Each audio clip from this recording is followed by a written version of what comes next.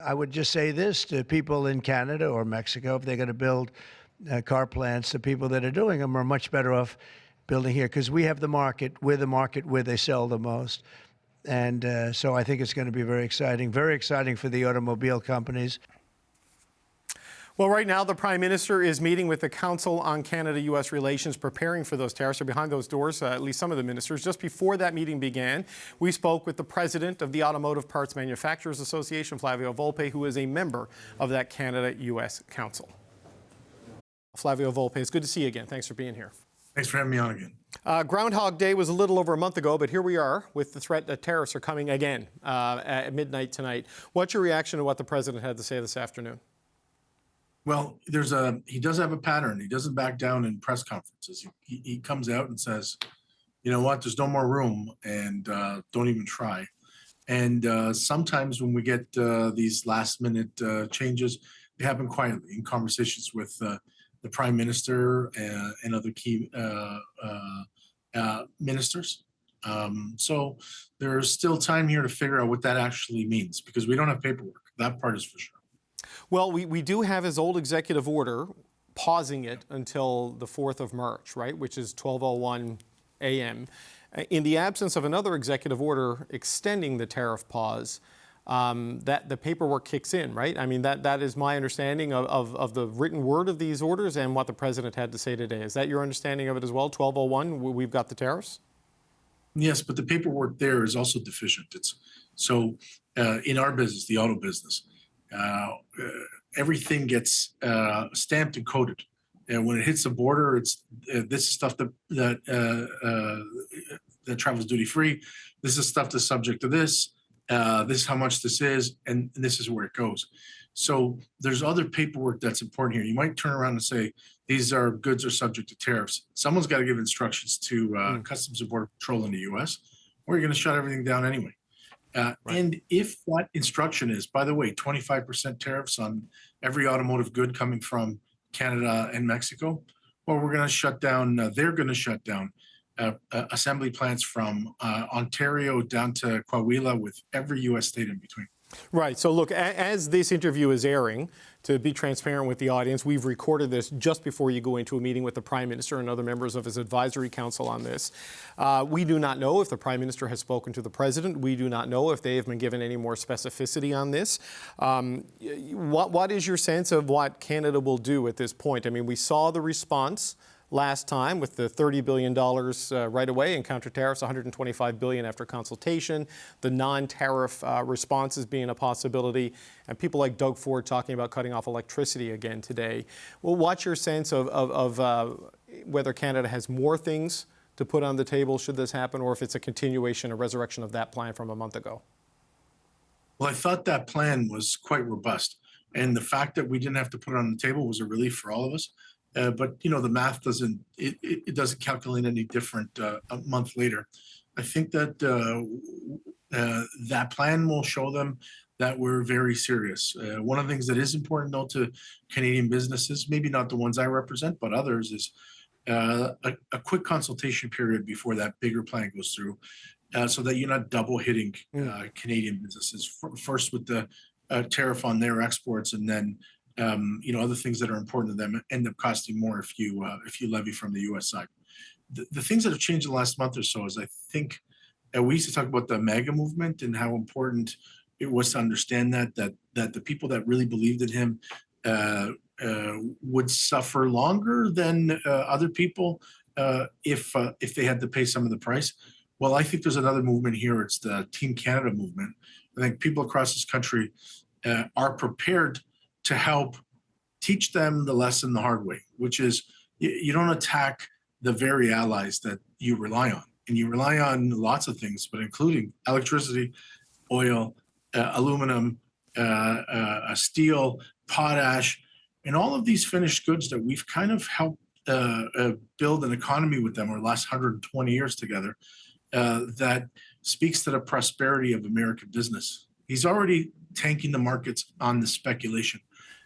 Tomorrow morning, I imagine if we've got a universal tariff, I wouldn't want to be a shareholder in any major American company. Yeah, the Dow was up a couple hundred points today, and then he gave his press conference and said what he said, and now it's down hundreds of points, like 2-3% off the stock market. The NASDAQ, all of the major indexes are down.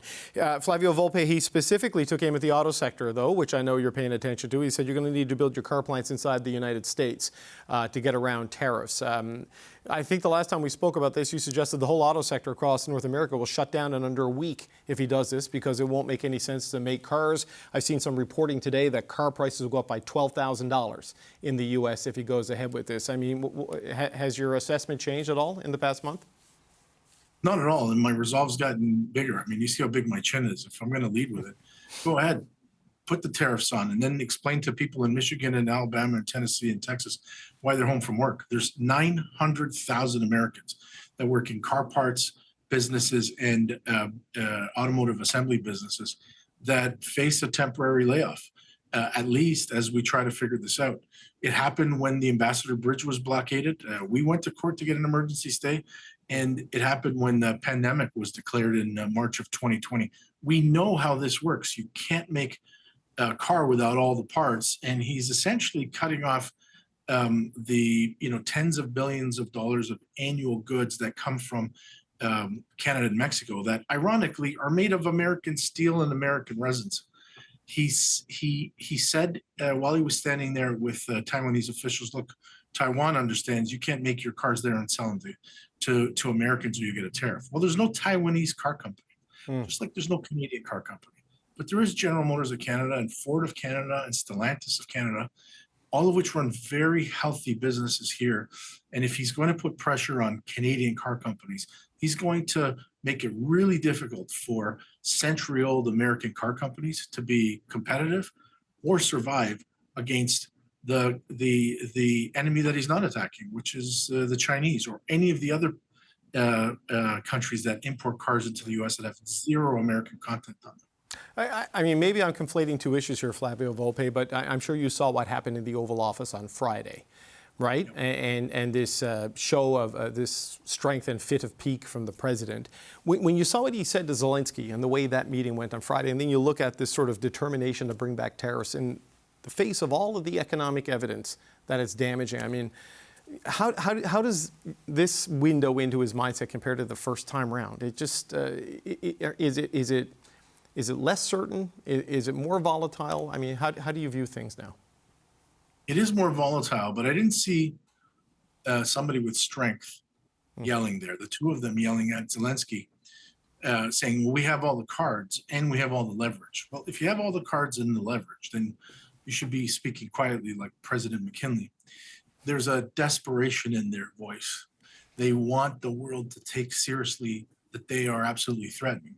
The fact is, they're bringing uncertainty into all of the markets, including the American one. I wouldn't want to invest major capital in the U.S. until all of this is settled, because what he's trying to do to Canada, to Mexico, to everybody else, just means a general sales tax in the U.S. It means you're going to increase the price of money. It means that you're going to bring a lot of uncertainty to a lot of people's jobs who may or may not be able to afford anything that you think that's going to be made over there. I think that if you watch negotiations and you watch them, whether they happen in public or not, it's the quiet ones you got to be worried about. The ones that are yelling, to me, usually means that they're running out of runway. They're operating with such velocity and so much destruction and chaos.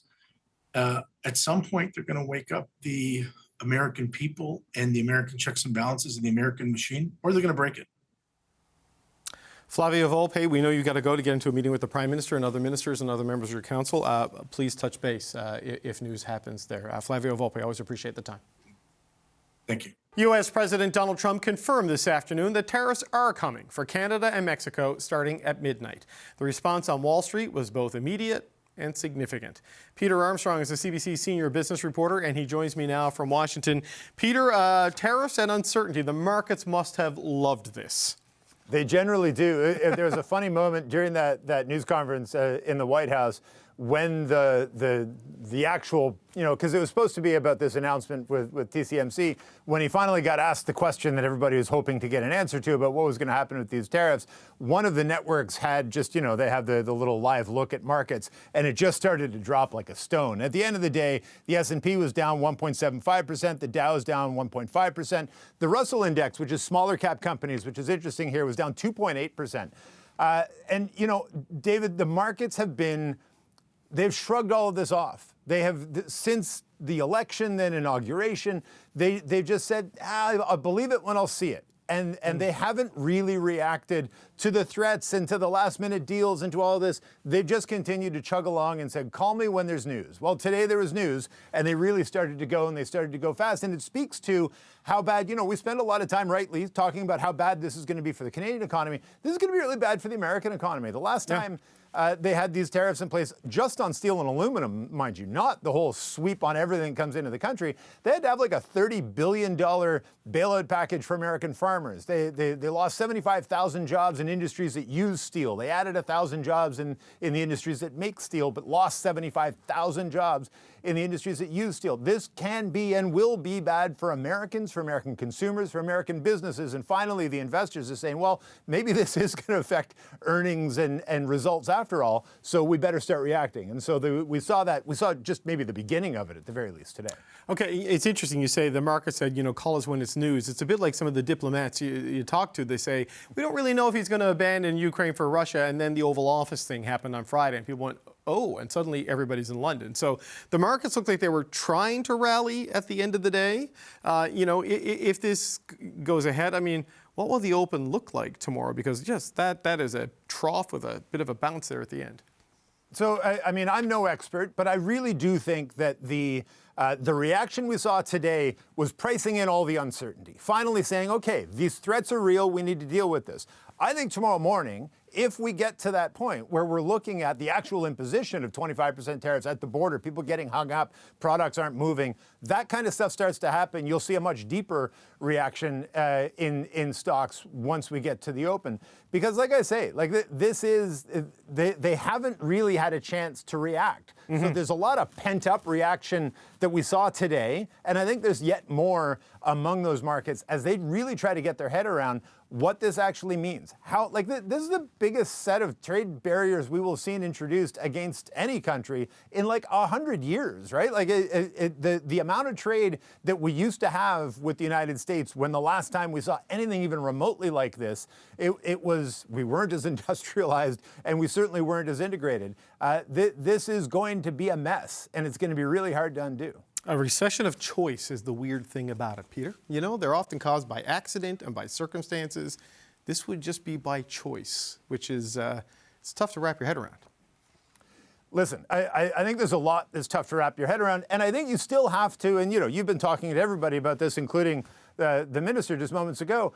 You still have to think there's at least a high chance that sometime between now and midnight, or maybe between now and the opening of markets, we see this turn around. We see some last minute reprieve or a deal or whatever it might be. Remember, it's worth noting that on February 3rd, or February 4th, when they finally signed that deal with Trudeau and with Sheinbaum to create this 30-day pause, markets sold off by not even as much as we saw today. And part of that was at least the people do say the markets played a role in getting Trump to move and agree to the pause. Markets moved by even more than that today and are set to move again tomorrow. So it'll be interesting to watch. All right, Peter, I think we're going to be calling you again tomorrow. That's the CBC senior business reporter, Peter Armstrong. He's in Washington this week.